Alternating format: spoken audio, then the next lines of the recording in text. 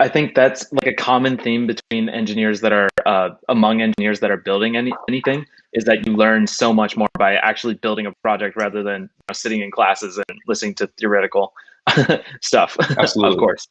So I want to go back and what were you making in Roblox? Because that's very funny. It's almost like a meme that people learn to code through Yeah, Roblox, but you actually did. What were you yeah, doing? yeah. I there's this really popular game called Base Wars. I don't Okay. know if it's popular now. I don't play Roblox anymore, thankfully.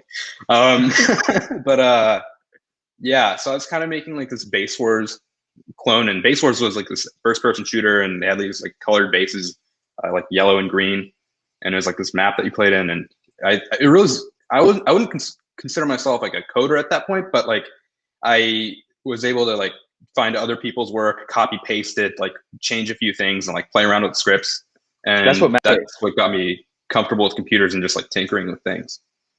Mhm. Um, Yeah, I yeah, mean so I'd that's say a hacker mindset, and especially you need to be able to build that. You need to have that mindset really to get anywhere in engineering. I think just to be able to sure, say yeah, you can't build everything from scratch, of course.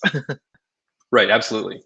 Yeah, I think that's where I kind of got into it, and then at the same time, I was really like obsessed with Iron Man, uh, and so I was like, particularly like how he flew, and so Mhm. I came across like a bunch of videos on like people making mini like gas turbines and jet engines out of like Oh, Coke cans and nice. soup cans and stuff, which they don't really work, but um, at the time I was still pretty young, so I couldn't tell, but it was still fun to like just mess around with that.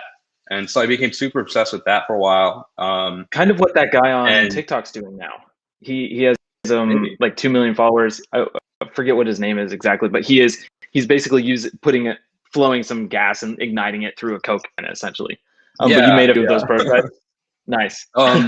Yeah, I built it out of sheet metal, and I knew that hot glue would melt.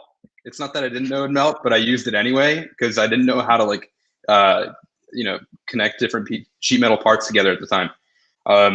Like other Wait, than so when you bolting were them. building it out of sheet metal, like how big was it just around your arm, or are you saying like a full body Iron Man suit? Like you were this Oh, obsessed? so I started with like a little jet engine type of thing. It was like this big, like maybe the size of my head. Okay. Um, and I like went ahead and like I saw like different diagrams of jet engines and like just reading through like the NASA website, GE website, and all those things.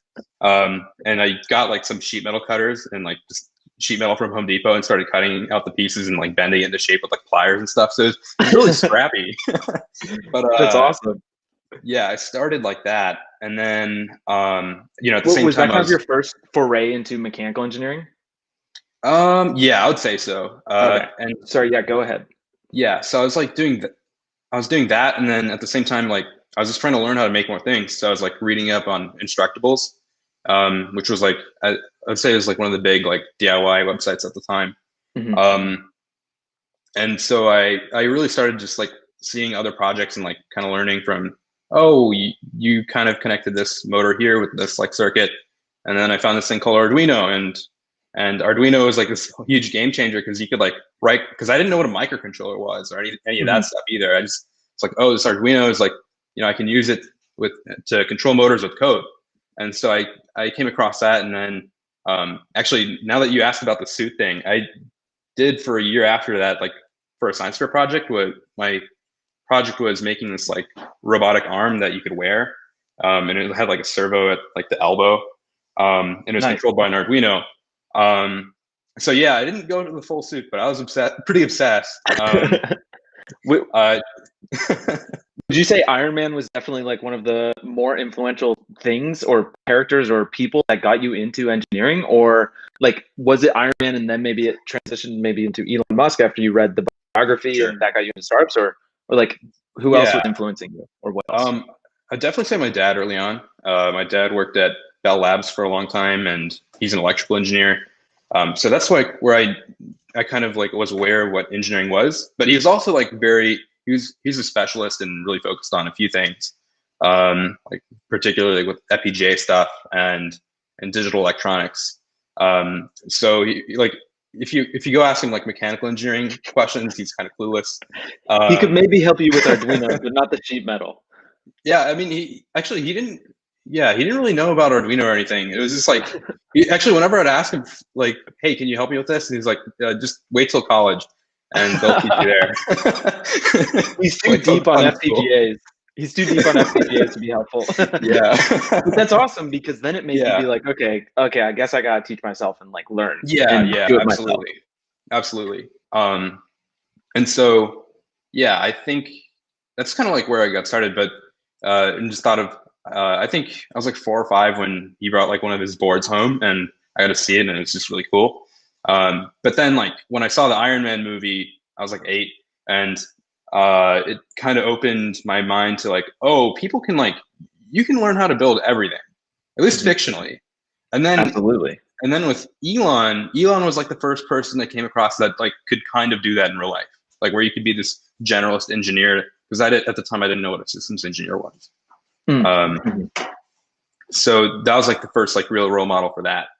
And then that kind of pushed you into the hyperloop competition as well. Yeah, yeah, So absolutely. so that was like is that hyperloop competition also when you got to ask Elon your question? Yeah, yeah. So I guess to fill everyone in, so I at the Hyperloop competition, I actually Elon showed up and did like a short Q&A, and I got to ask him a question. And I was really just looking for like startup ideas or like spaces that'd be exciting. So I asked him like, I know Elon, you're like really busy. What's some technology that you're really excited about, but you don't have time to pursue? And he's brought it up in the past, but he said, I'm really excited about doing a supersonic electric jet. Uh, it'd be great if someone could do it or something like along the lines of that. And then he went into the physics required for like the energy density of the cells for like an electric supersonic jet to be like practical and cost effective to compete with like your Mm-hmm. traditional jets. And So, so after that question, did you start like considering it, or did he kind of talk you out of it with his explanation there? well, I figured that it would be like too big of a problem for me to work on at the time. Mm-hmm. But actually, I was part of like even though I was doing Hyperloop and electric racing really hadn't started at the time, but uh, I was involved in this thing called GoFly, and we were trying to build this like uh, if you've seen like the Uber Elevate, like those like personal like flying vehicles, those like it was like basically like a rideable quadcopter. Kind of like a Um, bicycle that starts flying. yeah, sort of like that scale. So we were working on that for a while, and it was like I guess this like that's what Joby just acquired, right? maybe I yeah. believe so. Anyways, Uber, yeah, so you were on that scale. It had maybe like 4 helicopter rotors, yeah, ish rotors. Okay. yeah, yeah. So what we did was actually what's funny is that one of our early designs like used the same motor from the Hyperloop pod.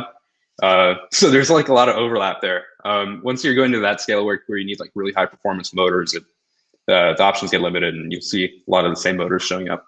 But yeah, it was like this quadcopter shaped thing where you had like a passenger pod underneath, and each arm on the quadcopter actually had like 2 propellers, so it was like a contra rotating propeller setup, and that was to reduce like noise and increase efficiency. Nice. So that was at the same time as the Hyperloop competition and the electric vehicle? That was the same time as the Hyperloop competition, and then after the Hyperloop competition, I kind of got started with electric racing. Okay. Okay. So yeah, that was what you were